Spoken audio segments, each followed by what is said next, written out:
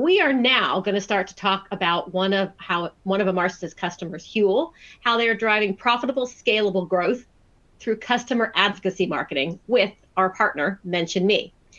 Now, if this is your first introduction to Huel, you should know that in 2015, they really set out to transform how all of us think about nutrition.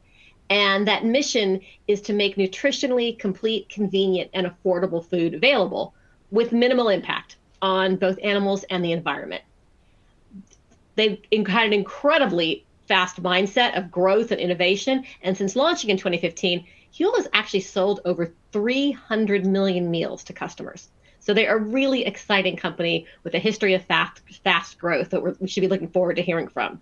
And in this session, we're going to explore the customer advocacy element of it and how it's related to performance and how it works alongside their traditional cross-channel marketing mix. And we're joined by two distinguished speakers, Tash Reynolds from Huel. She's their global head of CRM. She's actually based in the UK, but I believe she's actually joining us from New York today. So we're becoming yet more global. And as part of Tash's role, she leads teams in both the UK and the US and really truly leads on Huel's #1 value of make customers happy by nurturing relationships with loyal customers around the globe. With Tash is wonderful Kat Wray, who's the Director of Strategic Partnerships and Mention Me. Those of you who have been on our master classes before, you may have had the opportunity to hear Kat speak. Kat's here based here in London, and she's been with Mention Me for over 6 years, and she really has focused on honing a really deep expertise into how brands can harness the power of customer advocacy to grow their businesses. So without further ado, I'd like to hand things over to Tash and Kat.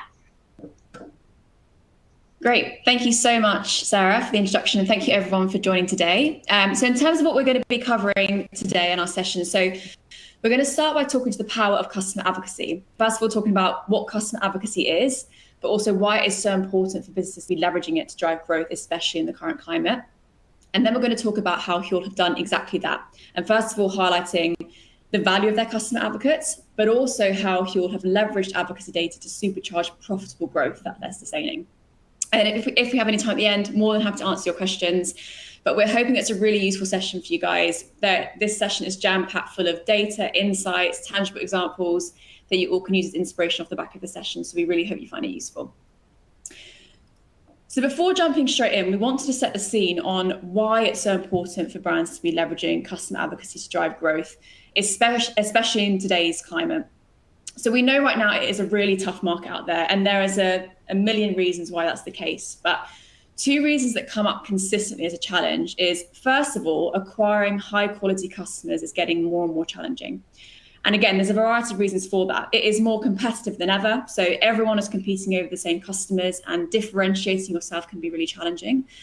But also there is also really big over-reliance on paid acquisition channels that can often be quite inconsistent and unpredictable when it comes to cost and effectiveness. On the flip side, retaining customers is even harder, and getting customers to come back, spend more, and become a lifelong customer of your brand. And so those key reasons are driving a lot of painful consequences. So we're having conversations with a lot of brands out there where some of them are missing growth targets, profitability is struggling, customer lifetime value might be dropping, engagement rates are struggling, and often there's an overdependence on things like discounting. And ultimately what we're seeing a lot of is that brands are paying a huge amount to acquire customers using paid channels, and they're paying a huge amount to retain customers with discounts. And so if they are driving growth, it certainly isn't profitable growth that we'll be able to sustain. And so what we're doing at Mention Me is helping brands drive that profitable growth by helping brands unlock the power of their customer base. And specifically within them, help them unlock the power of a specific segment of customers that most brands are overlooking right now, and who already exist in your database, and it's a huge opportunity to unlock straight away. And just to explain what we mean by this, so most of the time when we're speaking to brands in the market, the way they will measure the value of a customer and the way they'll prioritize resource, attention, and targeting is focusing on the customers with the highest lifetime value, who has the highest spend, looking at recency, frequency, and monetary value. Now, obviously that makes a huge amount of sense, of course, but it is quite a limited view of your customer. Your customers do a lot more than just buy with your brand. And a key piece of data and a key lens of data that a lot of brands are missing out on are actually who are your customer advocates? So who are the customers who are actually going to the lens of spreading the word about your business and helping drive organic growth through referrals? If you can get your customers doing this on your behalf, that is the most valuable way for you to be driving growth and the most valuable form of marketing. But whilst it is the most valuable form of marketing, it's also one of the most invisible. Word of mouth, referral, it's very difficult to track and very difficult to action in any kind of way. And a lot of the time, Mention Me will be speaking to brands who, they know a good amount of customers come off the back of recommendations, which is great. But whilst that's great, they can't actually do anything with that information and they can't drive it from a marketing perspective. And so what we do at Mention Me is we help brands turn advocacy in something that brands can really leverage as a growth driver of their business. And just to visualize the impact of this, so this is all real life data and a real life example with Huel. And this is one of many examples we've got with them. But the small blue dot you see on your screen is one of Huel's customers. Let's call her Steph. And for most brands right now, this would be the way you can look at Steph. So obviously you'd be able to zoom in on information on her spending and engagement and RFM individually. But typically brands are looking at Steph in isolation. However, because Huel understands the power of advocacy and is tracking advocacy data, this is actually what we found happened after Steph. So she referred 3 of her friends who referred. And they ended up with this incredible network of customers that spent over £250,000 with Huel. And as I said, this is one of many examples of networks we've uncovered within Huel's database. And so the key thing here is, to an extent, referral and advocacy like this will be happening in all your businesses right now. And that's why it's so important to, first of all, make more of this happen, make it really easy and seamless for your customers to be referring their friends and drive that organic growth. But secondly, track this data. Because if you can track this data, you can start unlocking these new valuable segments of advocates and start thinking about how you want to start treating them differently in your CRM strategy to drive more growth from within. And ultimately, that's our vision at Mention Me, is help brands think advocacy first. That when you're thinking about driving growth in your business, the first thing you think about is, how do we get our customers to go out there and spread the word on our behalf before you start investing more and more in paid channels. Paid channels aren't going anywhere. But if you think in this order, if you think advocacy first, you're going to have superior economics as a brand and be able to drive truly profitable growth that you'll be able to sustain in the long run. And ultimately, how we approach that and driving profitable growth through advocacy is in 2 key steps. So the first step is unlocking word of mouth and referral as an acquisition channel to acquire high quality customers. And the second step is then leveraging advocacy data from that to then maximize customer value and revenue you're driving from within your customer base. And so what we're going to do now is talk about how Huel have done exactly that, how they've driven that profitable growth through advocacy, and starting with that first step on how they've unlocked word of mouth and referral to acquire high quality customers. So over to you, Tash, to go ahead. Thanks, Kat. Sarah gave a great introduction to Huel, so I won't spend too much time talking about it. But Huel did launch in 2015, and we are now the world's #1 complete nutrition brand. So what that means is our product range provide a convenient way for you to consume the essential vitamins and minerals that you need. And we have helped millions of our customers to easily fuel their goals and stay on top of their nutrition. So speaking of our customers, let me introduce you to what we refer to as our Hueligans. We now have around 5 million Hueligans worldwide in over 46 countries. And it's safe to say as a brand, we are really obsessed with them. Customer obsession is at the heart of everything we do. It's part of our brand DNA, and we even have stickers on our laptops that do say, make customers happy. From the beginning, we knew we wanted to drive a strong community within our customer base. And as you can see from the pictures on the screen and the fact that people even now have Huel tattoos, we think we're doing an okay job at that. So our branding was always really prominent. Our product range was great and really different. And our customer obsession had led to strong customer satisfaction. All combined, this meant that Huel was naturally becoming a part of customers' everyday conversations, and word of mouth recommendations were happening. As a brand, we knew there was an opportunity here, but we had no way to measure and activate that. And that's when we started working with Mention Me. So Mention Me allowed us to add a whole new layer to our relationship with our customers. We'd already driven brand loyalty through customer satisfaction and built really strong relationships with our customers. But what Mention Me did was they allowed us to take this one step further and activate brand advocacy, which helped us to really propel growth and continues to help us propel growth. Mention Me made it really easy for us to optimize and track advocacy in a much more sophisticated way, whilst also providing technology to make it really easy for our customers to refer. So a great example of this is using Mention Me's name share functionality. So for those of you who aren't familiar with Mention Me, I'll just explain what the name share functionality is. So referrals happen in everyday lives. As I said, it happens in word of mouth conversations in everyday lives. And Mention Me Name Share allows customers to keep those referrals happening offline. Instead of using digital links and codes, Name Share allows customers to simply tell their friends to use their name at checkout. This means, as I said, customer referral behaviour can remain offline and recommendations can continue, but our customers get rewarded for it. I think the key thing in all of this, and something I want you to take away, is that as a brand, our customer obsession meant that we'd naturally built really strong relationships with our customers, and they were returning, showcasing real brand loyalty. However, what we've realised is, although loyalty is great, taking that to the next level and really activating and driving those customers to become brand advocates is so key to growth. I think it's safe to say that everyone on this call is probably thinking about how they can drive and activate loyalty. But what's been key to us is taking the next step and building on advocacy and refer a friend, and all of this is what will really help to drive growth. So Mention Me made it really easy for us to activate and unlock brand advocacy, and made it really easy for our customers to refer a friend. And off the back of that, in year one of working with Mention Me, we saw 10% of new customers come through referrals, which was huge. And this has grown over time. And last year, we saw nearly 20% of new customers come through referrals, which was driven by 22% of our customers referring. This growth has come from lots of incremental testing and changing that we've done with Mention Me, and they've really enabled us to figure out who in our customer base has the highest propensity to refer, and tweaking our referral campaigns to ensure that we're always providing what resonates most with our hooligans. As you can see with our projections for the coming year, we're aiming for 27% of new customers to come through referrals as a channel. We're really going to double down on referrals in order to reduce the reliance on our paid channels and really help drive that sustainable and profitable growth that Kat's been talking about. We aim for this to be our biggest year of growth with Mention Me yet, which is really exciting, and our plans involve us really utilising all the data that Mention Me have to offer.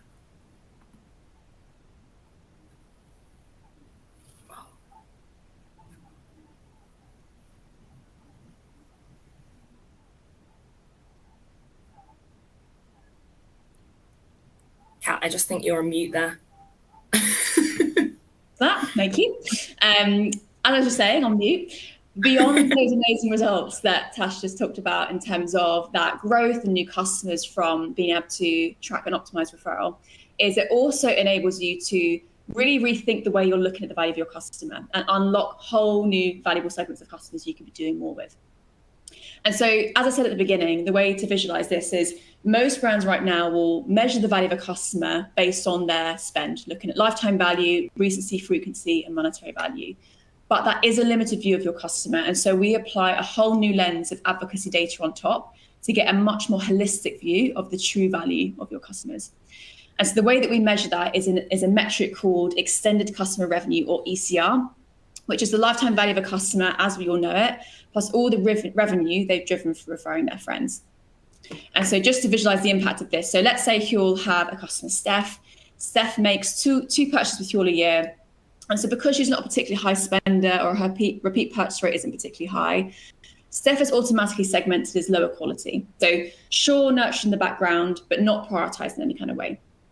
And for most brands, that would be their view of Steph. However, because Huel understands advocacy and tracks advocacy data, they can see that while Steph might not look valuable based on her direct spend, she's actually referred 7 friends who've referred 4 more. Her extended customer revenue is much, much higher than that original direct spend. And so what this data does is it enables brands like Huel to have a competitive advantage to identify that it is customers like Steph that are your VIPs. There are so many opportunities you can do with this data, which Tash is going to talk to in a minute. But the key thing here is most brands aren't doing this. They don't have this data. And so then the problem there is you're only seeing Steph for that £140 a month.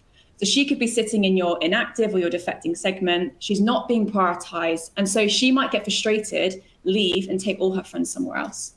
So what this data is doing is it's enabling brands like Huel to unlock whole new segments of customers that are truly valuable, they've been overlooking, to be doing a much more valuable job with. And the results we've seen at Huel really speak for themselves. So the figures that you can see on screen really show how referrers and the people they go on to refer are real quality, high quality customer groups.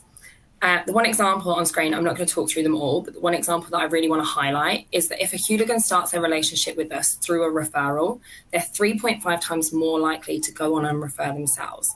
This really highlights that high ECR piece that Kat's just been speaking about, and also shows how referrals can really snowball growth.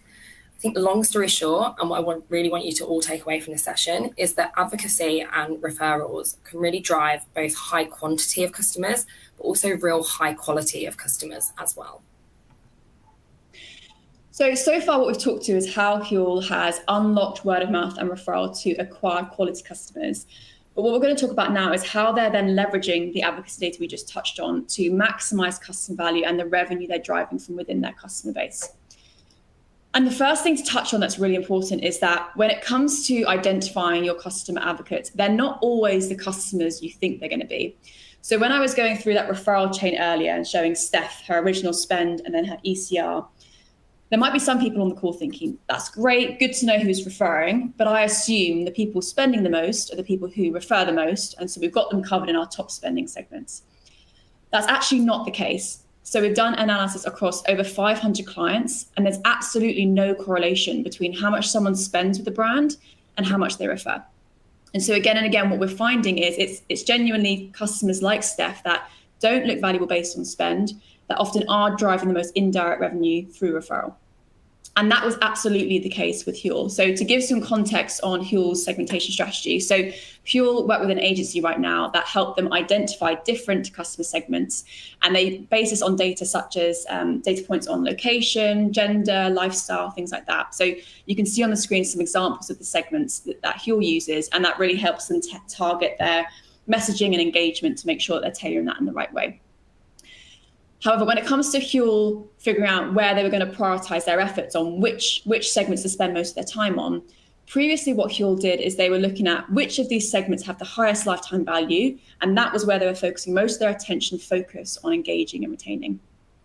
However, since then, what we've done is we've added advocacy data into this, and what that's done is it's completely changed the way that Huel views values of segments and which segments to be prioritizing. And just to visualize this, appreciate this is quite a busy slide, so I'm going to walk you through the graph in front of you. But on the left-hand side on the y-axis, you've got the lifetime value of those segments. And on the x-axis on the bottom, you've got the ECR of those segments. So ECR being lifetime value plus revenue driven through referral. So previously, as I said, Huel were prioritizing the segments who were spending the most with the highest lifetime value. So as you can see on the screen, the segments G, O, and H were the ones where Huel was doubling down on and focusing most of their research and attention on. However, because we've now landed on top advocacy data, we've now unlocked 5 key segments that Huel were previously overlooking. So all the ones you can see circled in pink. And the really key thing to show here is all of these people or these customer segments, they're quite low on the LTV axis. So they're not spending a huge amount themselves. And so a lot of these segments of customers would have potentially been inactive or defecting. And so, as I said before, they wouldn't have been prioritized. However, what we can see on the x-axis is they are driving a huge amount of revenue just indirectly through referral. And so what this has done is unlocked hugely valuable customer segments that Huel were previously overlooking. They can now do a huge amount more with. And that's obviously really exciting for a CRM team like Huel who have lots of ideas on how to activate that. Yeah, and this was so exciting for us and continues to be. It's given us a whole new lens to look at our customers through. It's given us a whole new segment to talk to and a new purpose for communicating with our customers as well. So what we're going to do now is just run you through some initiatives that we've been running here at Huel, just to give you an understanding of how you can utilize this advocacy data.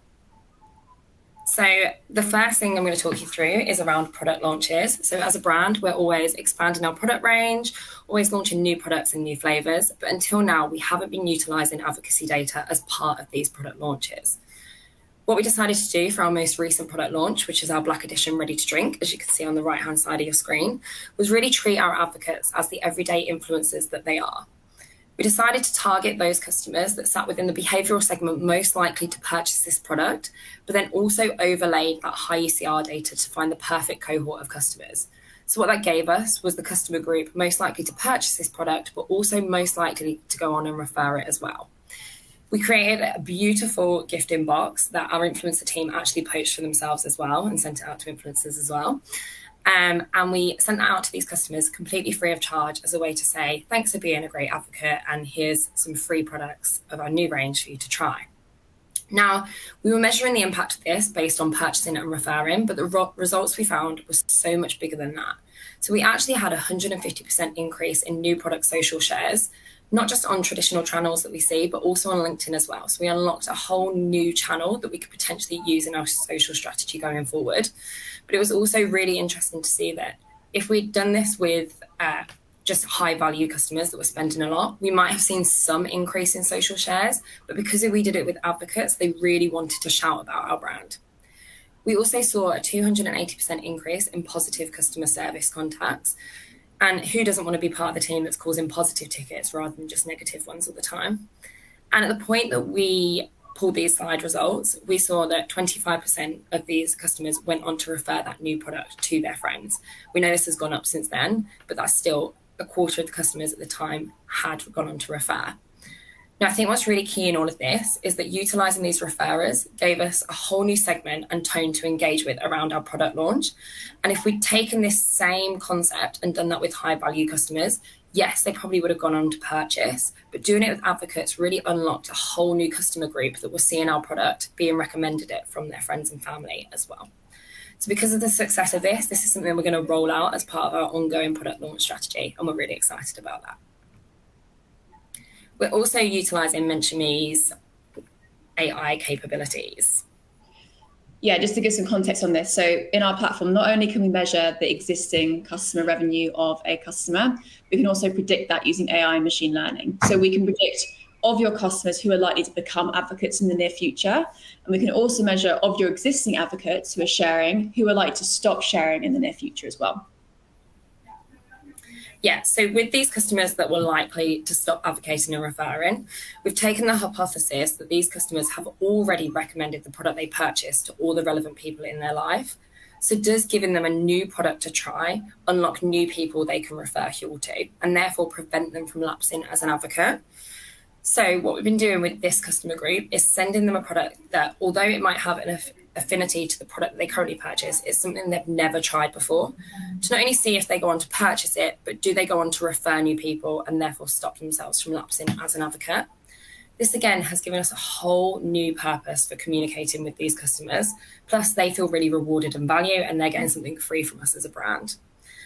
This is a test that is currently in progress, so we don't have results to share, but what we've seen so far, everything looks really promising, and it's potentially something we're going to roll out as part of our BAU strategy ongoing as well. Now, one of the great things about working with MentionMe and Demasis together is that there are heaps of tactics ready to go and set up ready to use. So you can easily activate and utilize the ECR and advocacy data that we've been speaking about. This has meant that as our team over the last few months has been able to really build out journeys that are talking to these customers and really nurturing them in a different way. I think the most refreshing thing from this is really the fact that we have a whole new world of CTAs to use with these customers, because we're talking to them about different things rather than just getting them to shop now. A great example of this is that we recently sponsored Soccer Aid in the UK. So if you don't know, Soccer Aid is a big charity celebrity football game. And off the back of that, we received a handful of tickets that we could share with our customers. Now, previously, we would have set up a competition with our high value customers and thanked them for purchasing. But this time instead, we did it with our advocates, and we looked at those with high ECR and went out to them to say thank you for being an advocate, and then also giving them the chance to enter the competition. Now, not only was this great for us to be able to say thank you and recognise this segment, but we also saw great engagement from this campaign. And also on the day, these customers were sharing on socials and really shouting about the fact that we'd given them free tickets to the game. What we're also keen to do from here on out is measure the impact on how this campaign influences the behaviour of this cohort longer term as well. And then the last use case that Huel is currently implementing in terms of leveraging advocacy data is leveraging advocacy data to create lookalike audiences to optimize the performance of paid acquisition channels. So Huel are setting this up right now, but we've set this up with a lot of our clients already. And in terms of how it works, so we'll create a segment of customers who are your top advocates, who are the ones driving the most indirect revenue through referral. We'll then push those segments into the likes of Facebook and Google as lookalike audiences to then target similar looking customers in terms of acquisition. And when we've compared the performance of the advocacy-led audience versus all of those clients' next best performing audience, we've decreased the CPA on paid channels by up to 25%. We've increased ROAS on these paid channels by up to 30%. And we're also helping acquire higher quality customers who are 15% more likely to refer onwards. So it is super exciting. And as we said at the beginning, we know brands are very over-reliant on paid channels. So to make this more cost effective is a huge game changer in terms of enabling brands to more effectively use their marketing spend. But yeah, Huel assessment is up right now in all their regions, but a particular focus region is the US, which is a real focus target region for them right now, because they recognize this will really supercharge the effectiveness of the paid channels in acquiring new customers in that area. And so hopefully today what you've learned is by thinking advocacy first, there's kind of 3 key ways it really helps you with that profitable growth. So the first is obviously unlocking word of mouth and referral as an acquisition channel to acquire quality customers. It also helps you unlock whole new segments of customers you've been overlooking to drive more revenue and more value from within your customer base. But also it helps improve the efficiency and the effectiveness of your other marketing channels, including paid channels. And so really all of that driving towards that long-term profitable growth that will scale. And so that's it for us today. If you're keen to connect with either of us, we've got our QR codes on the screen here. And yeah, back to you, Sarah, but thank you all for your time. Thank you very much, Tash. That was really a fascinating story. Before I let you guys go, Tash, I've just got one question for you. What would your advice be to any businesses on the call that want to lean into customer advocacy? They're really not too sure where to start. I think for us, the key thing that we learned was that being able to have the data and understand who those customers are within your customer base is really, really essential to start in. And then once you know who they are, just test in everything. I think that's where we really built our strategy, from just test and learn, and just try loads of different things. Think outside the box. Wonderful. Thank you so much. Thank you so much, both of you. If anybody has additional questions for either of our fantastic speakers, you can reach out to them on LinkedIn. You can see the QR codes on the screen. I'm sure they would be delighted to hear from you. And a final thank you to both of you from me for making the time to participate today. I know you added a lot of value for everyone. So what do we all get from some of this? I think for me, I took away a reminder about how important word of mouth is as such an incredible driver for business. And I think the other key takeaway was really interesting that I wouldn't have realized was the fact that referred customers are so much more likely to refer more customers, and that you really are starting to create a cycle there as you start to get that going. And perhaps I'll see if I see nods, that's starting an indication that you're starting to get it right, and you're starting to get the program right, and it's starting to actually have a life of its own, which I think is, as a marketer, I find really, really exciting. So thank you both very much.